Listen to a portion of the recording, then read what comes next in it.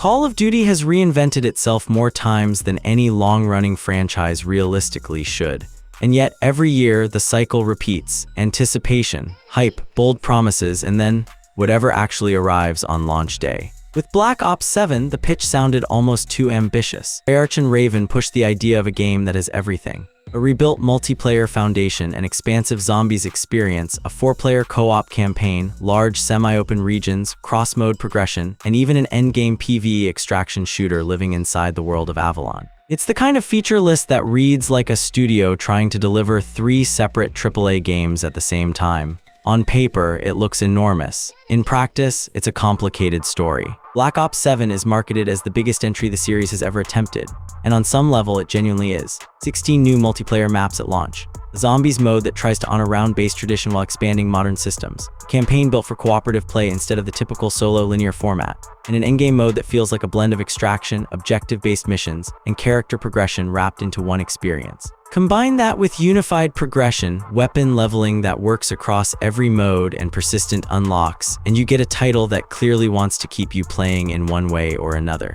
The problem is that ambition only matters if it lands. Black Ops 7 lands in some places with confidence, and in others, it crashes hard. This review takes a deep look at each part of the package. The highs and lows, the choices that make sense, the decisions that don't, and ultimately where this game sits in a series that has been balancing nostalgia, innovation, and player expectations for almost 2 decades. The first mode most players will touch is multiplayer.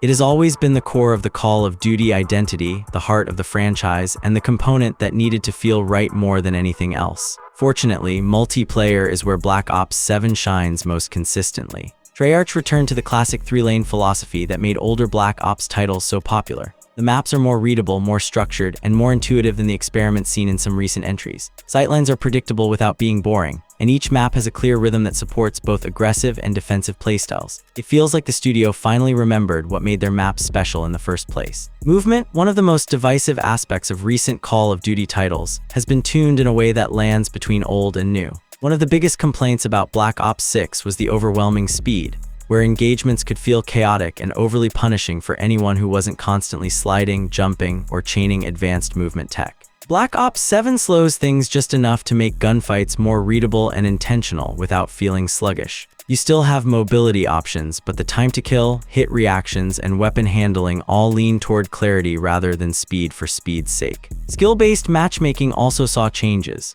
While the system still exists, it's noticeably less oppressive than before. Players no longer feel like every match is a tournament bracket disguised as casual play. There's room to relax, experiment, or simply enjoy a session without being punished for a good game. It's not perfect, but it's undeniably better. Weapon balance on launch feels surprisingly polished compared to the usual Call of Duty standard. There are standouts as always, but nothing overwhelmingly dominant to the point of suffocating the meta. Attachments matter in meaningful ways, and weapon categories have defined identities instead of blending into each other. Combined with cross-mode leveling, it makes experimentation far more appealing. You don't feel trapped grinding in a mode you dislike just to upgrade a weapon. If multiplayer had been the only component in the package, Black Ops 7 would already be in strong shape.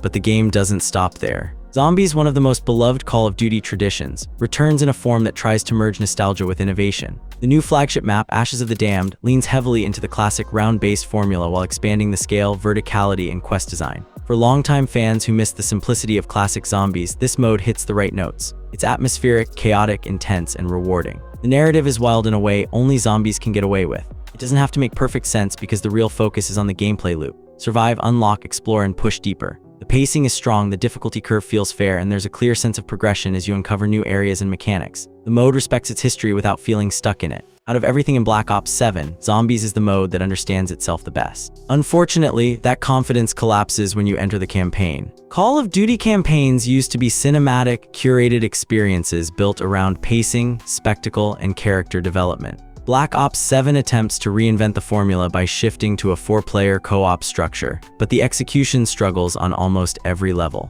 The biggest issue is the campaign's identity.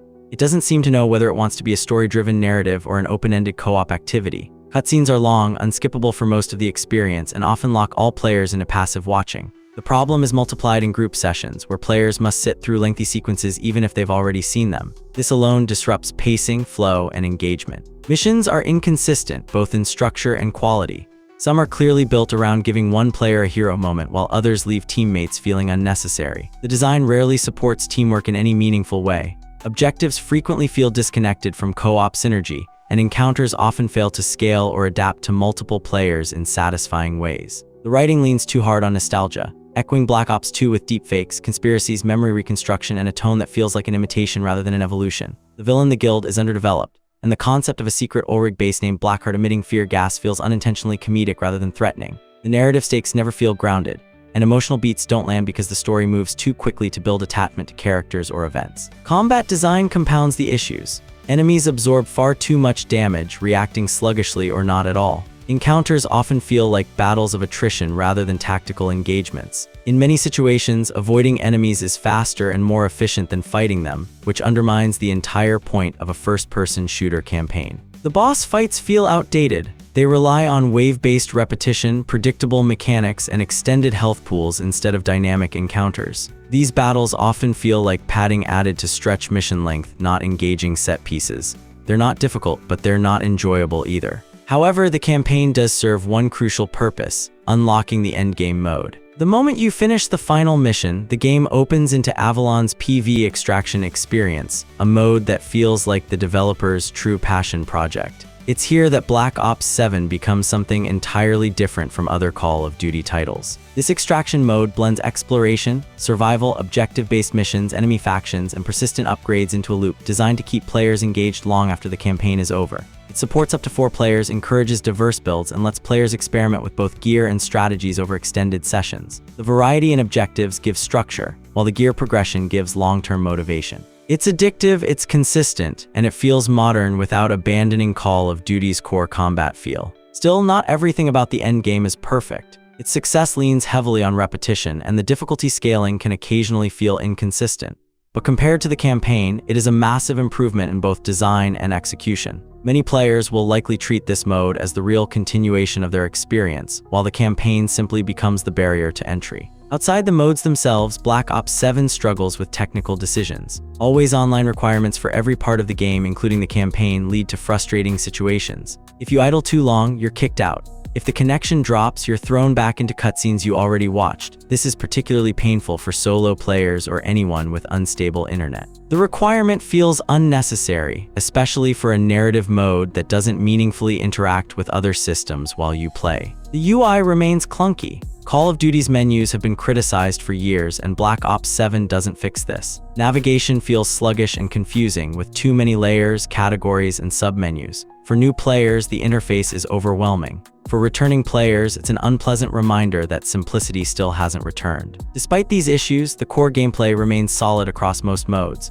Gunplay feels sharp. Impact is satisfying. Visual clarity is improved from earlier titles. Sound design is strong, with distinct weapon audio and environmental cues that enhance spatial awareness. Animations are smooth, transitions feel clean, and the game avoids many of the mechanical inconsistencies that plagued earlier titles. The big question becomes this: does the overall package succeed? The answer depends on what you value. If you're here for multiplayer, Black Ops 7 delivers a confident, polished, enjoyable experience that mixes classic map philosophy with modern systems. If zombies is your passion, this entry respects the past while pushing forward with smart design. If the endgame extraction mode appeals to you, it might become your most played component, offering depth and replayability. But if you care about the campaign, this may be one of the weakest in franchise history. It's unfocused, often tedious, and full of questionable design choices that undermine the entire experience. For a game marketed as having an all-in co-op narrative, it stumbles in its most ambitious promise. Black Ops 7 wants to be everything: a PvP shooter, a zombies revival, a narrative co-op experience, a progression-driven PvE world. Sometimes it works, sometimes it doesn't. The ambition is genuine, but ambition alone is never enough. For most players, the strongest parts of Black Ops 7 will be enough to make the game worth playing. The weakest parts, however, are hard to ignore.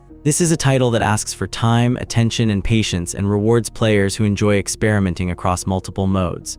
But it also frustrates, drags, and complicates experiences that used to be straightforward. In the end, Call of Duty Black Ops 7 is a mixed package, rich in content but inconsistent in execution. It succeeds where the series has always been strongest: competitive play, fast-paced action, and cooperative survival. It falters where it aimed to reinvent itself. Whether that balance works for you depends entirely on the modes you value most.